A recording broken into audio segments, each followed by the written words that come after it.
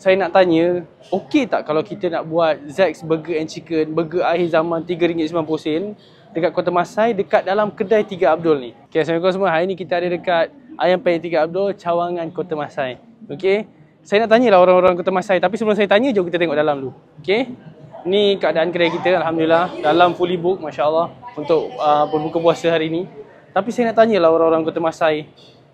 Saya nak tanya, okey tak kalau kita nak buat Zack's Burger and Chicken, burger akhir zaman RM3.90 dekat Kota Masai, dekat dalam kedai 3 Abdul ni. Mungkin kita akan buat kat dalam ni, jom kita tengok sikit. Sebab kita nampak kat ruangan kat Ayam Penyet 3 Abdul ni, dia ada ruangan kosong. Jadi kalau kita nak buat ruangan kosong ni, kita buat khas kat sini. Banner satu, burger akhir zaman RM3.90. Jadi kalau orang Kota Masai nak datang sini, walk in kat sini. Start daripada pukul 4 petang sampai malam, sampai pukul 10. Boleh boleh beli burger RM3.90, burger akhir zaman dekat sini. Korang rasa orang Kota Masai rasa okey tak? Cuba korang komen sikit orang Kota Masai. InsyaAllah Allah bagi sedap. Assalamualaikum warahmatullahi wabarakatuh.